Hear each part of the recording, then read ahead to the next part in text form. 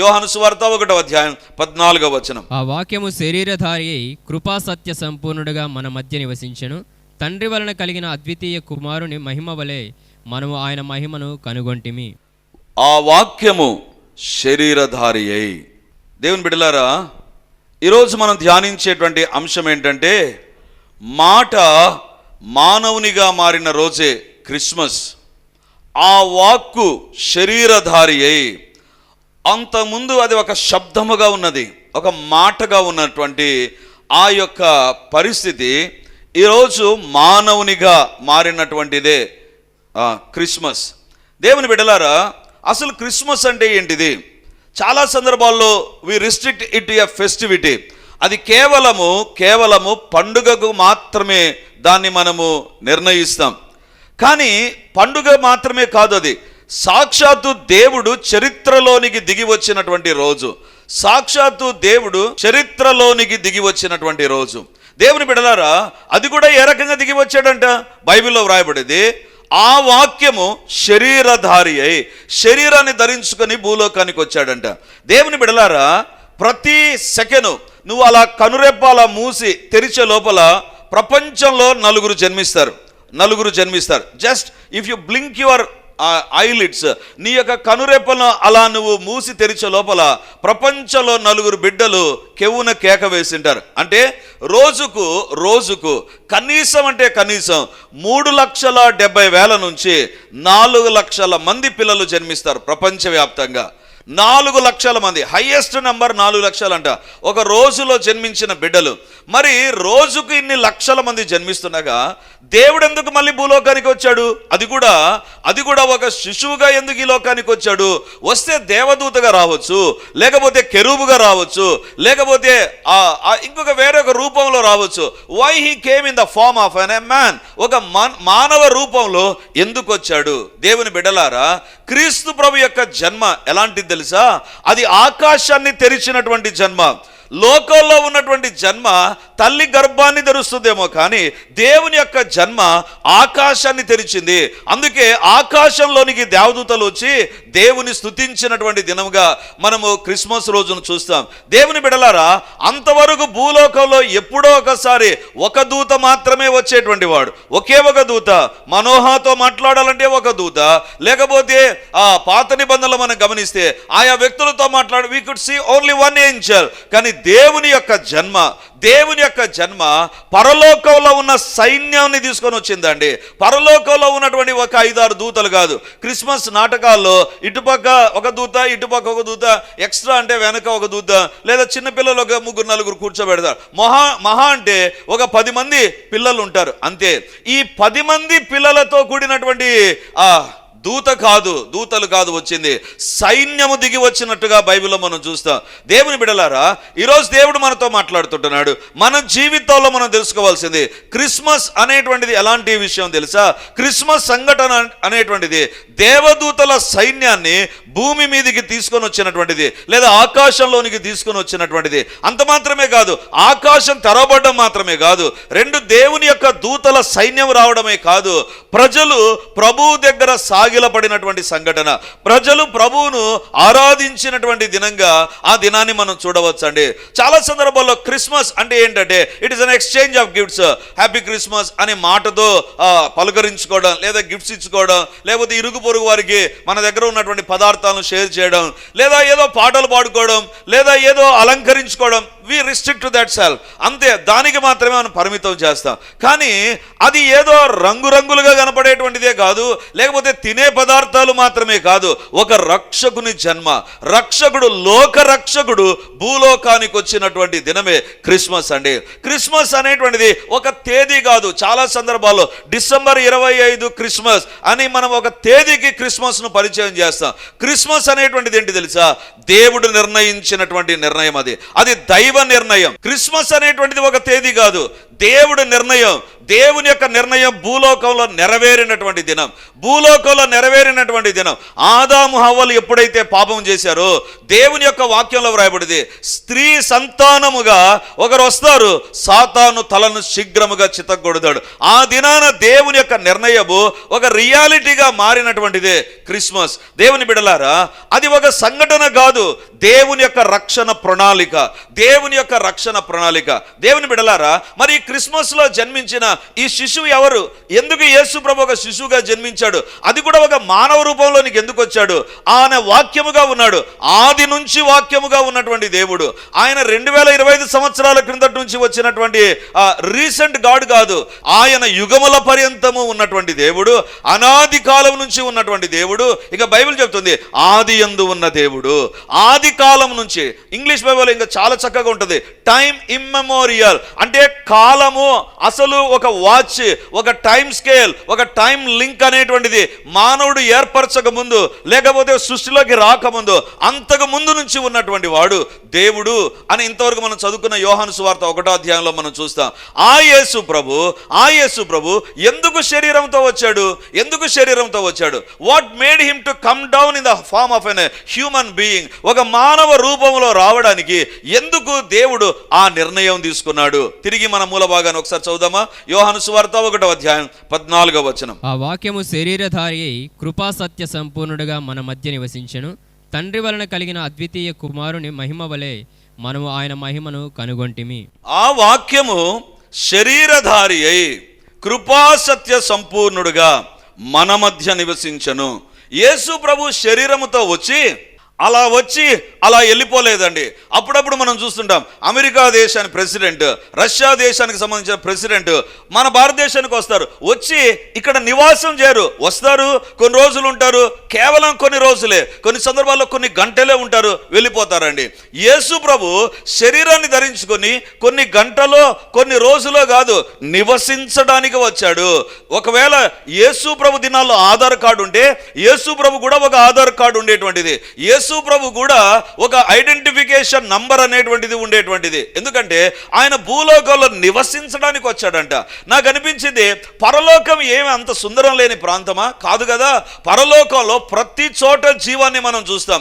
ఇక్కడ ఈ మైకుకు శబ్ద యంత్రంగా ఇది పనిచేస్తుంది, కానీ ఇందులో జీవం ఉండదండి. పరలోకంలో ప్రతిదీ కూడా జీవం ఉంటుంది. ఎందుకంటే అక్కడ జీవము లేనటువంటిది ఏది ఉండదు. ప్రతి చోట నువ్వు జీవాన్ని చూడగలవు. మరి అలాంటి అద్భుతమైన నగరాన్ని విడిచిపెట్టి ఎందుకు భూలోకానికి వచ్చాడు? భూలోకానికి రావాల్సిన పనే ఉంది. అది కూడా వచ్చి నేరుగా ఆ బెత్లెహేములో unrecognised place, nobody is interested to stay back in the place called Bethlehem. బెత్లెహేములో ఎవరు ఉండడానికి ఇష్టపడనటువంటి ప్రదేశం అది. అలాంటి ప్రదేశంలో యేసుప్రభు ఎందుకు జన్మించాడు? ఒక శరీరంతో ఎందుకు జన్మించాడని అనుకుందాం. మరి నివసించాడంట. ఎందుకు భూలోకంలో నివసించాడు? What made him to stay back for 33.5 years, 33.5 సంవత్సరాలు ఏది యేసు ప్రభును భూలోకంలో ఉండునట్లుగా చేసింది? ఎందుకు దేవుడు భూలోకంలోకి వచ్చాడు? ఒక శరీరంతో ఎందుకు వచ్చాడు? ఇప్పుడు నా సందేశం అంశాన్ని మీకు చెప్తాను. ఒక మాటగా ఆది యందు వాక్యముండెను, ఒక వాక్కుగా ఉన్నటువంటి దేవుడు, ఒక మాటగా ఉన్నటువంటి దేవుడు ఒక మానవుడిగా ఎందుకు మారిపోయాడు? దేవుని బిడ్డలారా, ఈరోజు ఆ మాటని మీదట నేను ఉంచాలని కోరుతున్నా. Why Jesus came in the form of an human? ఒక మనిషిగా, ఒక మానవ శరీర రక్త మాంసములు కలిగిన శరీరముగా ఎందుకు దేవుడు వచ్చేసాడు? యాక్చువల్గా దేవుడు ఎలా ఉంటాడు తెలుసా? ఆయన ఆత్మస్వరూపి. ఆయన ఆత్మ ఎక్కడైనా ఉండగలిగిన. ఒక శరీరం అంటే ఒక చోటే ఉండగలదు. ఇప్పుడు మీరు ఇక్కడే ఉన్నారు, మీ ఇంట్లో లేరు. ఒక ఆత్మ ఎక్కడైనా ఉండగలదు. అది దేవుడు అంటే సర్వంతర్యామి. ఆత్మ ఎక్కడైనా ఉండగలడు. Immediately they can move. దేవుని బిడ్డలారా, కొన్ని వేల కిలోమీటర్ల వేగంతో వెళితే 1.5-2 రోజుల తర్వాత చంద్రుని చేరుతాం మనం, వేల కిలోమీటర్ల వేగంతో బయలుదేరితే. కానీ బైబిల్లో వ్రాయబడింది, ఒక వ్యక్తి చనిపోయి తన ఆత్మ తన శరీరాన్ని విడిచిపెడితే బైబిల్ ఏమని చెప్తుంది తెలుసా? ఆత్మ తాను దయచేసిన దేవుని దగ్గరికి వెళ్ళిపోతుంది. వెంటనే within no span of time, ఇక ఆ కాలం ఎంతనో మనం వర్ణించలేము. వెంటనే ఆత్మ దేవుని దగ్గరికి వెళ్ళిపోతుందంట. అంటే ఆత్మకు అంత వేగం ఉంటుంది, మనకు అంత వేగం ఉండదండి, అంత వేగం ఉండదు. దేవుని బిడ్డలారా, మరి అలాంటి ఆత్మస్వరూపిగా ఉంటూ సర్వంతర్యామిగా ఉంటూ అన్ని చోట్ల అన్ని కాలాల్లో సర్వ వ్యవస్థల్లో ఉండగలిగిన దేవుడు 33.5 సంవత్సరాలు ఒక మానవునిగా ఎందుకు తన్ను తాను రిస్ట్రిక్ట్ చేసుకున్నాడు? ఎందుకు ఒక శరీరాన్ని ధరించుకున్నాడు? ఈరోజు ఆయన రాక గల కారణం, ఆయన భూలోకంలో నివసించడానికి గల కారణం, ఆయన జన్మకు గల కారణం ఈరోజు కొన్నిటి మీ ఎదుట నేను ఉంచాలని కోరుతున్నాను. యోహాను సువార్త 14వ అధ్యాయం 8-9 వచనాలు మనం చదువుకుందాం. Gospel according to saint John chapter 14 words 8 and 9. అప్పుడు ఫిలిప్పు, ప్రభువా, తండ్రిని మాకు కనపరచుము, మాకంతే చాలునని ఆయనతో చెప్పగా, యేసు, ఫిలిప్పు, నేనెంతకాలము మీ యొద్ద ఉండినను నీవు నన్ను ఎరుగవా? నన్ను చూచిన వాడు తండ్రిని చూచి ఉన్నాడు కనుక తండ్రిని మాకు కనపరచుమని ఏల చెప్పుచున్నావు. ఇక్కడ ఒక మానవుని యొక్క ప్రశ్న మనం చూస్తాం. ప్రతి మానవుల్లో ఏదో ఒక చోట ఈ ప్రశ్న వస్తూ ఉంటుంది. ఏమంటున్నాడంటే, తండ్రిని మాకు కనపరచు. We want to see God. మేము దేవుణ్ణి చూడాలి, దేవుణ్ణి చూడాలి. మనుషులను చూస్తున్నాం, జంతువులను చూస్తున్నాం, పక్షులను చూస్తున్నాం, ఇలాంటివన్నీ చూస్తున్నాం, కొత్త కొత్త వస్తువులను చూస్తున్నాం, కొత్త కొత్త డిస్కవరీస్ మేము చూస్తుంటున్నాం, అనేకమైన కొత్త కొత్త పరికరాలు మేము చూస్తుంటున్నాం. కానీ మాకు ఒక కోరిక ఉంది, దేవుణ్ణి చూడాలి, తండ్రిని చూడాలి. ఆ దేవుడంట ఈ విశ్వాన్ని కలగజేశాడు, మరి ఆ దేవుణ్ణి చూడాలి అనేటువంటి తలంపు మాకుంది అని యేసు ప్రభు దగ్గరికి ఒక వ్యక్తి, ఫిలిప్పు అనేటువంటి వ్యక్తి వచ్చి అంటున్నాడు, తండ్రిని మాకు కనబరచు, మాకు తండ్రిని చూపించు. మనిషిని చూస్తున్నాం, యేసు ప్రభు నువ్వు మనిషి కదా, నువ్వు మనిషి రూపంలో ఉంటున్నావు, నీవు కాదు, తండ్రిని మేము చూడాలనుకుంటున్నాం. దేవుని బిడ్డలారా, అప్పుడు దేవుని యొక్క జవాబు ఏంటి తెలుసా? తిరిగి 8-9 వచనాలు చదువుదాం. అప్పుడు ఫిలిప్పు, ప్రభువా, తండ్రిని మాకు కనపరచుము, మాకంతే చాలునని ఆయనతో చెప్పగా, యేసు, ఫిలిప్పు, నేనింతకాలము మీ యొద్ద ఉండినను నీవు నన్ను ఎరుగవా? నన్ను చూచిన వాడు తండ్రిని చూచి ఉన్నాడు కనుక తండ్రిని మాకు కనపరచుమని ఏల చెప్పుచున్నావు. దేవుడు ఫిలిప్పు ప్రశ్నకు జవాబిస్తున్నాడు. దేవుణ్ణి చూడాలనే కోరిక ఉంది కదా, దేవుని గమనించాలనే కోరిక ఉంది కదా, దేవుని గుర్తించాలనే కోరిక ఉంది కదా. అసలు దేవుడు ఎవరు?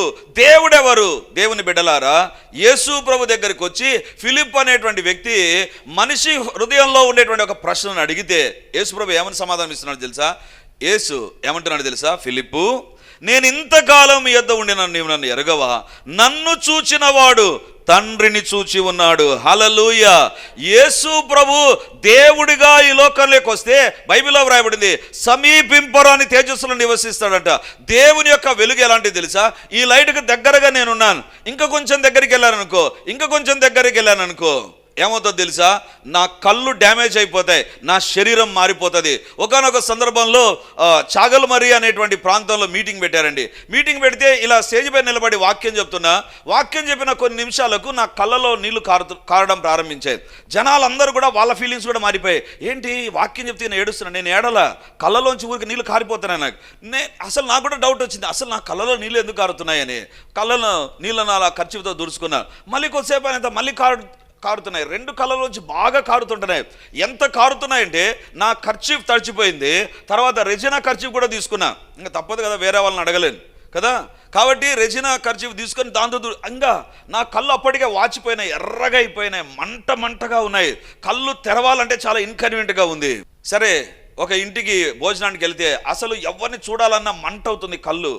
ఎందుకు ఇలా మంట అవుతున్నాయి కళ్ళు అని నాకు అనిపించి, నేను ఏం చేయాలో అర్థం కాకపోతే ఆ ఊర్లో ఉండేటువంటి ఒక పెద్దామె నా బాధ చూసి, నాయనా నీ కళ్ళకు ఏదో అయింది, ఉర్లగడ్డ పొటాటో ఉంటుంది కదా, దాన్ని స్లైస్ చేసి ఇస్తాను, అది నీ కళ్ళపైన పెట్టుకో, చల్లగా ఉంటుంది, బాగుంటుంది. అరే ఏమైనా నన్ను అర్థం చేసుకుంది కదా అనుకొని ఆ ఉర్లగడ్డ ఇస్తే అన్నం కూడా తినకుండా ఇట్లా పెట్టుకుంటే చల్లగా ఉంది. అది తీసిన తర్వాత కొద్దిసేపు మళ్ళీ నీళ్ళు కారుతున్నాయి. నాకు అర్థం కాలేదు ఎందుకు నీళ్ళు కారుతున్నాయి. అసలు నేను ఏడవడం లేదు, అందరూ నన్ను చూస్తున్నారు. ఏం కడుపు నొప్పి వచ్చిందా, ఏం సమస్య వచ్చింది, ఏం బాధ వచ్చింది? నాకు ఏం లేదు, కళ్ళలోంచి నీళ్ళు కారుతున్నాయి అంతే. ఇక నాకు అనిపించింది, something is wrong with my eyes. అసలు కడపకు వచ్చాను, ఎలా నా రూమ్ను పెట్టుకున్నాను తెలుసా? చిమ్మ చీకటి, ఎక్కడ కూడా జీరో లైట్ కూడా ఉండకూడదు. ఎందుకంటే ఆ లైట్ చూసినా నా కళ్ళు మంట అయిపోతున్నాయి, కారం పొడి చల్లనట్టుగా ఉంది. ఇక అట్లే కళ్ళు మూసుకొని అడుగుతున్నాను, టైం ఎంత అయింది. ఎందుకు తెలుసా? ఉదయాన్నే డాక్టర్ దగ్గరికి వెళ్ళాలి. ఏమైంది అసలు నాకు? ఏం జరిగింది? డాక్టర్ దగ్గరికి పోయిన తర్వాత ఆ డాక్టర్ నన్ను చూసి ఏమైంది అన్నాడు. సార్ నా కళ్ళలోంచి నీళ్లు కారుతున్నాయంటే ఆయన ఇలా తన దగ్గర ఉన్నటువంటి ఆ ఎక్విప్మెంట్ వాడి ఇలా చూసి, you have expose to wrong light, తప్పుడు లైట్ ఎదుట నువ్వు నిలబడ్డావు అన్నాడు. అదేంటి, లైట్లో కరెక్ట్ లైటు తప్పు లైట్ ఉంటుందా? నాకు అర్థం కాలేదు. ఏంటి తప్పు లైట్ ఏంటి, రైట్ లైట్ ఏంటి? ఆయన అన్నాడు, ఆ బల్బును ఒక రేంజ్లో, మన కళ్ళు చూడగలిగిన రేంజ్లో డెవలప్ చేయాలంట. కాబట్టి మీరు ఎదురుగా నిలబడిన లైట్లో సంథింగ్ ఈజ్ రాంగ్, ఏదో అక్కడ తేడా ఉంది. ఆ లైట్ రేస్ గుండా నీ కళ్ళ గుడ్డు పైన ఉండేటువంటి ఒక సేఫ్టీ పొర కాలిపోయిందా అంటే నేను చూడలేనా? అరే అలా ఏమనుకోద్దండి సార్, దేవుడు పెట్టిన సృష్టి ఏంటి తెలుసా? మీరు ఒక 2 రోజులు కళ్ళు మూసుకొని నేను ఇచ్చినటువంటిది ఆ క్రీమ్ పూసుకుంటూ ఉంటే, నువ్వు కళ్ళకు రెస్ట్ ఇస్తే మెల్లిగా దేవుడే న్యాచురల్గా ఆ ప్రొటెక్టివ్ లేయర్ని తీసుకొని వస్తాడు. ఎందుకు చెప్తున్నాను తెలుసా? అసలు ఈ స్టోరీ ఎందుకు వచ్చింది? దేవుడు ఎవరు? దేవుణ్ణి మనిషి చూడాలనుకుంటున్నాడు. దేవుడు ఎలాంటి దేవుడు తెలుసా? సమీపింపరాని తేజస్సు. ఈ లైట్ దగ్గర మనం నిలబడవచ్చు, కానీ దేవుడు సమీపింపరాని తేజస్సు. అది దాని దగ్గరికి వెళితే ఆ లైట్ దగ్గరికి వెళ్ళలేం మనం. అలాంటి ప్రకాశవంతుడైనటువంటి దేవుడు ఇప్పుడు నీవు చూడ్డానికి వీలుగా నజరేయుడైన యేసుగా భూలోకానికి దిగి వచ్చాడు. హల్లెలూయా! అందుకే we can say happy Christmas. సమీపింపరాని తేజస్సులో నివసించే దేవుడు, దేవుని మనిషిగా నీ బాహ్య నేత్రాలతో నువ్వు చూడలేవు. చూచిన ఏ నరుడు బ్రతకజాలడు, చచ్చిపోతాడు ఖచ్చితంగా. నా కళ్ళు తప్పుడు లైట్ చూసినందుకు ఆ సేఫ్టీ పొర కాలిపోతే ఇక దేవుణ్ణి చూడగలమా? ఇంపాసిబుల్. అందుకే దేవుడు తానే మనిషి రూపంలో వచ్చాడు. యేసు ప్రభును చూస్తే, యేసు ప్రభు యొక్క లక్షణాలను చూస్తే దేవుడు కనబడతాడండి. దేవుడు ప్రేమిస్తాడు కాబట్టి యేసు ప్రభు ప్రేమించాడు. యేసు ప్రభు బోధించాడు, దేవుడు కూడా బోధిస్తాడు. దేవుడు కరుణిస్తాడు, యేసు ప్రభు కూడా కరుణిస్తాడు. దేవుడు క్షమిస్తాడు, యేసు ప్రభు కూడా క్షమించాడు. అంటే దేవుల్లో ఉన్న లక్షణాలన్నింటినీ యేసు ప్రభులో మనకు చూపించాడు. అంటే మనిషి ప్రశ్నకు దేవుడు తన జన్మ ద్వారా ఒక జవాబిచ్చాడు. అసలు దేవుడు అంటే ఎవరు నీకు అర్థం కాలేదు. దేవుడు అంటే ఏమనుకున్నావు అంటే చాలా పెద్ద రూపం ఉంటుందేమో. నీవు ఏ రకంగా ఉన్నావో, నేను ఏ రకంగా ఉన్నాను, దేవుడు కూడా అదే రకంగా ఉన్నాడు. దేవునికి ఏమి ఎక్స్ట్రా లేవండి. మన ముక్కు దేవుని ముక్కులాగా ఉంటుంది, మన కళ్ళు దేవుని కన్నులాగా. యేసు ప్రభు అందుకే ఆయన సశరీరుడుగా ప్రత్యక్షమయ్యాను. ఆయన ఎలా ప్రత్యక్షమయ్యాడంటే, ఒక ఆత్మకు శరీరం వస్తే ఏ రకంగా ఉంటుందో అదే రకంగా ఇప్పుడు దేవుడు ఏ రకంగా ఉంటాడంటే ఒక మనిషిలాగానే ఉంటాడు అని దేవుడు తానే చూపించాడండి. దేవుని బిడ్డలారా, అందుకే ఆది కాండంలో దేవుడు మనిషిని తయారు చేస్తున్నప్పుడు బైబిల్లో రాయబడింది, మన పోలిక చొప్పున. దేవుని యొక్క పోలిక ఏంటి తెలుసా? ఎక్స్ట్రాగా ఏముండవు, ఇంత పొడుగ్గా ఇంత పెద్దగా ఏముండవు. దేవుడు చాలా నీలాగా నాలాగా ఉండేటువంటి దేవుడు అని చూపించినటువంటిదే క్రీస్తు ప్రభు యొక్క జన్మ. క్రీస్తు ఎందుకు నివసించాడు తెలుసా? దేవుడు ఒకవేళ భూలోకంలో ఉంటే ఆయన క్షమిస్తాడు కదా, ఆయన ప్రేమిస్తాడు కదా, ఆయన మన పట్ల కార్యాలు జరిగిస్తాడు కదా. ఇవన్నీ చూపించడానికే దేవుడు ఒక శరీరంతో వచ్చాడు. అందుకే ఫిలిప్పుతో అంటున్నాడు, ఫిలిప్పు నన్ను చూచిన వాడు తండ్రిని చూచి ఉన్నాడు. క్రిస్మస్ అంటే ఏంటి తెలుసా? దేవుని నువ్వు చూడడానికి వీలుగా నీ కొరకు దేవుడు మానవ రూపంలోనికి వచ్చాడు. ఆయన నువ్వు చూడలేవు, నీ నేత్రాలతో నీ శరీరముతో దేవుని చూడలేవు. దానియేలు జీవితంలో దేవుడు ఒకసారి ఒక దర్శనాన్ని ఇస్తే దానియేలు 3 రోజులు శరీరం అంతా బలహీనమై చచ్చుబడిపోయి అలా మృత శరీరంలాగా పడిపోయాడు. ఎందుకు తెలుసా? మనిషి దేవుణ్ణి చూచి మనిషి బ్రతకలేడు. అందుకే దేవుడు తానే మానవ రూపాన్ని ధరించుకున్నాడు. To know your God, look to Jesus. దేవుడు ఎవరో తెలుసుకోవాలంటే యేసు వైపు చూస్తే చాలండి. ఆయనలోని లక్షణాలన్నీ దేవునిలో ఉన్నాయి. ఆయనే దేవుని యొక్క లక్షణం, ఆయనే దేవుడు, ఆయనే నీ కొరకు మానవ రూపంలో జన్మించినటువంటి దేవుడు. దేవుని బిడ్డలారా, క్రిస్మస్ అంటే ఏంటి తెలుసా? ఎందుకు క్రిస్మస్ ఇంత సెలబ్రేట్ చేసుకుంటాం తెలుసా? దేవుడు మనలా కనిపించడానికి వచ్చినటువంటి రోజే క్రిస్మస్. చప్పట్లు కొట్టి దేవుని మహిమపరుస్తామా? మన దేవుడు మన కోసం అందుబాటులో మనం చూడగలిగిన రూపంలోనికి వచ్చినటువంటిదే క్రిస్మస్. ఈరోజు దేవుడు మనతో మాట్లాడుతుంటున్నాడు. ఎందుకు మానవ రూపంలో వచ్చాడు తెలుసా? మనిషికున్న ప్రశ్న, దేవుడిని నేను చూడాలి, దేవుడు ఎవరో తెలుసుకోవాలి. అందుకే మనిషికి అర్థం కాక ఏదంటే అది మొన్నటి దిన నేను మాసపేటలో వాక్యం చెప్తూ ఇదే అన్నారు. ఈరోజు ఎలాంటి పరిస్థితికి వచ్చింది తెలుసా? ఉదయాన్నే యూత్ మీటింగ్లో కూడా చెప్పాను ఈ సందేశాన్ని, ఈ పాయింట్. నేను చెత్త వచ్చిందో అని వినపడుతుంది కదా, అంటుండగానే సహోదరులందరూ చెత్త బుట్టలు తీసుకొని రెడీ అయిపోతారు. రెడీ అయిపోయి మీరు అనొచ్చు, చెత్త బండికి క్రిస్మస్కి ఏం సంబంధం? చెప్తా. చెత్త బండి దగ్గర ఆ యొక్క రికార్డింగ్లో ఒకటి ఉంటుంది తెలుసా? అరే గాంధీజీ ఏం చెప్పాడు తెలుసా? పరిశుభ్రతే. వినలేదా? మనం చెత్త బండి అదొక్కటే వింటాం. పరిశుభ్రతే పరమావధి అంట. పరిశుభ్రంగా ఉండేటువంటిదే దేవుడు అంట. అంటే నేను మంచి ఖరీదైనటువంటి డ్రెస్ వేసుకొని నేను బాగా శుభ్రం చేసుకొని రెడీగా నా డ్రెస్ పెట్టుకుంటే ఇది ఏమవుతుందంట? మీ ఇల్లు శుభ్రంగా ఉంటే మీ ఇల్లు ఏమవుతుందంట? మీరు చీర శుభ్రంగా ఉంటే ఏమవుతుందంట? ఏంటి అసలు దేవుడు అంటే ఏంటి అర్థం కావడంలో మనిషికి.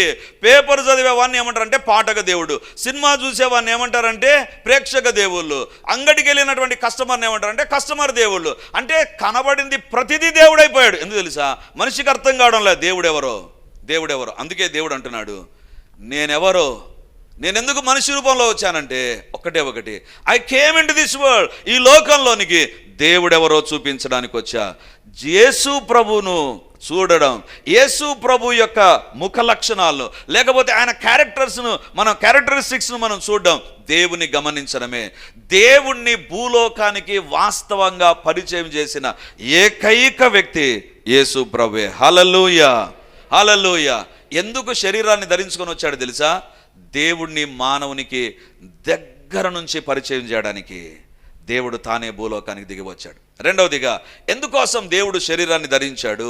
మత్తయి సువార్త 1వ అధ్యాయం 20-21 వచనాలు. మత్తయి సువార్త 1వ అధ్యాయం 20-21 వచనాలు. అతడు ఈ సంగతులను గురించి ఆలోచించుకొనుచుండగా ఇదిగో ప్రభువు దూత స్వప్నమందు అతనికి ప్రత్యక్షమై, దావీదు కుమారుడైన యేసేపు, నీ భార్య అయిన మరియను చేర్చుకొనుటకు భయపడకుము. ఆమె గర్భము ధరించినది పరిశుద్ధాత్మ వలన కలిగినది. ఆమె యొక్క కుమారుని కనును, తన ప్రజలను వారి పాపముల నుండి ఆయనే రక్షించును గనుక ఆయనకు యేసు అని పేరు పెట్టుదు అనెను. 21వ వచనం, తన ప్రజలను వారి పాపముల నుండి ఆయనే రక్షించును గనుక ఆయనకు యేసు అను పేరు పెట్టుదు అనెను. దేవుని బిడ్డలారా, తన ప్రజలను వారి పాపముల నుంచి రక్షించడానికి యేసు ప్రభు ఎందుకు శరీర రూపంతో ఇక్కడికి వచ్చాడు తెలుసా? ఎందుకు శరీరాకారంతో యేసు ప్రభు వచ్చాడంటే, తన ప్రజలకు ఏముంది తెలుసా? పాపం ఉంది. ఏదైనా మనిషి హ్యాండిల్ చేస్తాడండి. అనారోగ్యం వచ్చిందా మనిషి హ్యాండిల్ చేస్తాడు. ఇప్పుడు కరోనా వచ్చిందా, కరోనా మనిషి హ్యాండిల్ చేయగలడు. నాకు చాలా ఆశ్చర్యం వేసింది. ఒకసారి మీరు కూడా గమనించండి, లైఫ్ బాయ్ ఆ లిక్విడ్ నేను చూసింది చెప్తున్నా. లైఫ్ బాయ్ ఈ హ్యాండ్ వాష్ ఉంటుంది కదండి, హ్యాండ్ వాష్ ఒకరోజు నేను మా ఇంట్లో యూజ్ చేస్తూ దానిపైన చూస్తే ఏముంది తెలుసా? ఒక మాట ఉంది, it can protect you from corona. 2019లో కరోనా వచ్చిందండి. లైఫ్ బాయ్ వాడు ఎప్పటి నుంచి లైఫ్ బాయ్ ఆ లిక్విడ్ తయారు చేశాడో, లైఫ్ బాయ్కి అడ్వర్టైజ్మెంట్ కాదు, నేను చెబుతున్నా. లైఫ్ బాయ్ వాడు కరోనా ఉంది అని గుర్తించి కరోనా నుంచి మీ చేతులను కాపాడడానికి మా లిక్విడ్ పనిచేస్తుందని చెప్పాడండి. కరోనా నుంచి కాపాడగలదు నీకున్న జ్ఞానం, లేకపోతే నీకున్న తెలివితేటలు, అవన్నీ కూడా దేని నుంచైనా నిరుద్యోగం నుంచి కాపాడగలవు, అనారోగ్యం నుంచి కాపాడగలవు, ఆర్థిక ఇబ్బందుల నుంచి కాపాడగలవు, దేని నుంచైనా కాపాడగలవు. కానీ ప్రజలకు ఒక సమస్య ఉంది. ఏంటి తెలుసా? తమ పాపముల నుంచి బయటపడడం వాళ్ళకి చేత కాదు. ప్రజలకున్న సమస్య పాపం నుంచి బయటపడడం చేత కాదు. కాబట్టి మనిషి దేంతో సతాయించబడుతున్నాడు తెలుసా? అరే నా పాపము, నేను తప్పు చేస్తున్నా, నేను దేవునికి వ్యతిరేకమైన కార్యం చేస్తున్నా, అరే నా భార్యకు తెలియకుండా, నా భర్తకు తెలియకుండా, నా పిల్లలకు తెలియకుండా నేను ఈ పాడు పని చేస్తున్నా, ఈ అలవాటు నాకుంది, ఈ యొక్క పరిస్థితి నా జీవితంలో ఉంది. అరే ఏంటి, ఎలా బయటపడాలి? అన్నిటి నుంచి బయటపడుతున్నాడు, ఒక్క దాని నుంచి బయటపడడంలా, పాపము నుంచి. మనిషికి అసాధ్యమైనది ఏది తెలుసా? పాపం. మనిషికి అసాధ్యమైనటువంటిది పాపం. రెండవదిగా అసాధ్యమైనటువంటిది మరణం. ఈ రెండు మనిషికి అసాధ్యమైనవే. ఈ రెండిటి విషయంలో దేవుడు ఒక పరిష్కారం ఇవ్వడానికి ఈ లోకానికి వచ్చాడు. పాపము వలన వచ్చు జీతము మరణం. ఒక వ్యక్తి జీవితంలో పాపం అనేటువంటిది అతని పట్టుకునిందా, తనంతట తాను విడిపించుకోలేడు. తన జీవితంలో ఎవరు కావాలి తెలుసా? ఒక రక్షకుడు, ఒక రక్షకుడు, దేవుని బిడ్డలారా. అందుకే బైబిల్లో వ్రాయబడింది, యేసు ప్రభు భూలోకానికి ఎందుకు శరీరంతో వచ్చాడంటే ప్రజలు వారి పాపంలో ఉన్నారు, వారి పాపముల నుండి వారిని విడిపించడానికి, వారిని రక్షించడానికి. ఆయనే రక్షించును, ఇంకెవరు కాదు, ఆయనే, ఇక ఆయన తప్ప ఇంకెవరు లేరు. ఎందుకు తెలుసా? ఆయన ఒక్కడే పాపము లేని దేవుడు. నా కోసం ఈ లోకంలో వాక్యమైన మీరు శరీరధారిగా వచ్చారు. నా జీవితంలో మిమ్మల్ని నేను తెలుసుకున్నట్లుగా, నా పాపాల నుంచి విడిపించబడ్డానిక, నేను బలహీనతల నుంచి, శోధన నుంచి తప్పించబడ్డానికి, నీ కుమారునిగా, నీ కుమార్తెగా మారడానికి నా కోసం వచ్చావు. నా జీవితంలో ఈ కార్యాలు జరిగించు, నా బిడ్డలో ఈ కార్యం జరిగించు, నా భర్తలో ఈ కార్యం జరిగించు. ఎక్కడ 2-3 చేరి ఉంటే వారి మధ్య ఉండే దేవుడు ఇప్పుడు మన మధ్య ఉన్నాడు. ఆయన ఎదుట ప్రార్థన చేద్దాం, మౌనంగా ఉండవద్దు. This is the time to celebrate real Christmas. నిజమైన క్రిస్మస్ ఆచరించే సమయంలోనికి మనం వచ్చాం. ఇప్పుడు దేవుడిని దర్శించడం, దేవుడి నీ జీవితంలో కార్యాలు జరిగించడం, దేవుని యొక్క ఇంటర్ఫిరెన్స్ కలిగి ఉండడం, that is the true Christmas.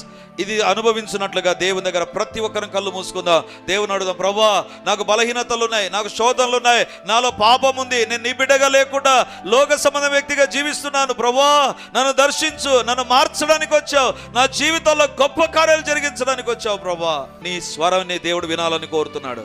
Open your mouth and speak to your God. నీ కోసం భూలోకానికి రక్షకుడుగా వచ్చిన దేవుని దగ్గర మాట్లాడదాం, నీ విషయాలు చెప్దాం, నీ యొక్క వ్యక్తిగత కుటుంబ విషయాలు దేవునికి తెలియజేస్తూ, దేవా సహాయం చేయి అని ప్రభు దగ్గర మనం ప్రార్థన చేద్దాం. గొప్ప దేవా నీకు వందనాలు, సైన్యములకు అధిపతి నీకు వందనాలు, అదృశ్యుడా, అద్వితీయుడా, ఆలోచనకర్త నీకు వందనాలు. ప్రభా ఈరోజు నీ సందేశం ద్వారా మాతో మీరు మాట్లాడినందుకు వందనాలు. మీరు ఎందుకు శరీరాన్ని ధరించుకొని వచ్చారో ఈరోజు మాకు తెలియజేసిన నీ అద్భుతమైన మాటలను బట్టి వందనాలు. ప్రభా యేసయ్యా మీకే మహిమ, యేసయ్యా మీకే ఘనత, యేసయ్యా మీకే ప్రభావం, యేసయ్యా మీకే కీర్తి కలుగును గాక. హల్లెలూయా, హల్లెలూయా. యేసయ్యా మీ జన్మ మా జీవితాలను మార్చడానికే, మా బ్రతుకులను మార్చడానికే, మా జీవితాల్లో గొప్ప కార్యాలు జరిగించడానికే అని మేము విన్నాం. ప్రభా యేసయ్యా దేవుని వెదుగుతున్నటువంటి వారికి జవాబుగా మీరు లోకానికి వచ్చారు. ప్రభా నన్ను చూచినవాడు దేవుని చూచినవాడు అని సెలవిచ్చావు. ప్రభా తండ్రి మీకే వందనాలు, మీకే స్తోత్రం. ప్రభా ఎవరైతే ఏ శోధన గుండా వెళుతున్నారో శోధనను తప్పించే దేవుడవు నాయన, ఆ శోధన నుంచి వారికి విడుదల కలుగును గాక. ఏ బలహీనతలు ఉన్నా పౌలుకు నీ కృపను అనుగ్రహించిన దేవా, నీ కృపను అనుగ్రహించిన దేవా, మాకు కూడా మా బలహీనతల్లో నీ కృప పరిపూర్ణమగును గాక. దేవా మేము ప్రతి శోధన నుంచి తప్పించబడి, ఆదాము ఏ రకంగా దేవుని కుమారుడో మేము కూడా నీ కుమారులుగా మార్చబడుదుముగాక, నీ కుమార్తెలుగా మార్చబడుదుముగాక. నిత్య రాజ్యం చేరునంత వరకు నీ కుమారుడుగా, నీ కుమార్తెగానే మేము జీవించుదుముగాక. అట్టి కృప మాకివ్వడానికే ఇమ్మానుయేలుగా మాతో ఉంటానని సెలవిచ్చావు. ఇది మొదలుకొని ప్రార్థించిన ప్రతి ఒక్కరితో దైవిక సన్నిధి ఉండునుగాక, దైవిక సహాయం కలుగునుగాక, దైవిక దీవెనలు కలుగునుగాక. నాయనా మీ కార్యాలు మీరు జరిగించమని, ఇది మొదలుకొని క్రిస్మస్లోని రియల్ హ్యాపీనెస్, రియల్ బ్లెస్సింగ్స్ మేమందరం అనుభవించడానికి సహాయం చేయమని యేసయ్య నామమందు ప్రార్థించి అడిగి పొంది ఉంటున్నాము తండ్రి. ఆమేన్.